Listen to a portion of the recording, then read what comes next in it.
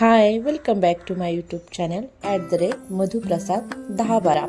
तर आज मी बनवणार आहे वांग्याचं भरीत। वांगे मी खूप स्वच्छ धुवून घेतले, पुसून घेतले व ते खूप छान प्रकारे कट करत आहे। प्रत्येक वांग्यामध्ये कट करून घ्यायचे। त्यानंतर ते व्यवस्थित आहेत की नाही हे चेक करून बघायचे। प्रत्येक वांगे चेक करायचे, आतमध्ये खराब आहेत की नाही, त्याच्यामुळे आपल्याला कळतं। त्याच्यानंतर आपण त्याला खूप छान असे भाजावेत, त्याकरिता आपण छान तेल लावून घेऊया।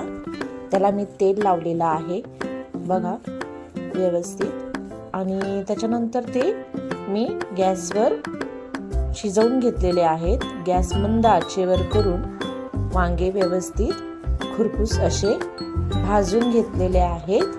त्याच्यानंतर मी त्याचे साल काढलेले आहेत। थंड झाल्यानंतर त्याचे आपण सुरीने किंवा हाताने पण खूप छान प्रकारे व्यवस्थित असे साल काढूया। साल काढून घेतलेले मी आहेत इथे व्यवस्थित। थोडेसे राहिले तरी पण त्याच्यामध्ये खमंग लागतात। सगळे साल काढून झालेले आहेत। त्याच्यानंतर मी ते वांगे व्यवस्थित असे कट करून एकजीव करून घेतले। त्याच्यानंतर एक कढईमध्ये 3 मिरच्या घेतल्या, त्याच्यामध्ये जिरे, थोडेसे मोहरी आणि कढीपत्ता ऍड केलेला आहे।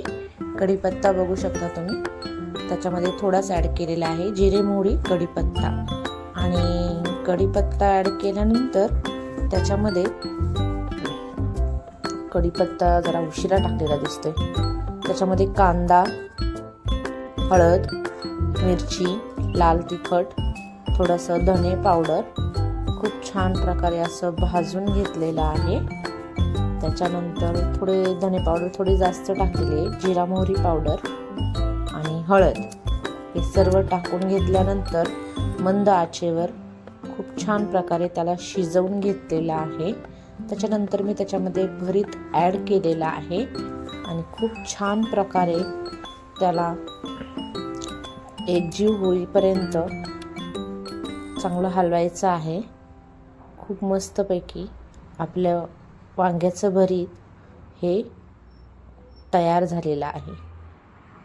Thank you for watching and subscribe आणि बेल आयकॉनला प्रेस करा। थँक्यू।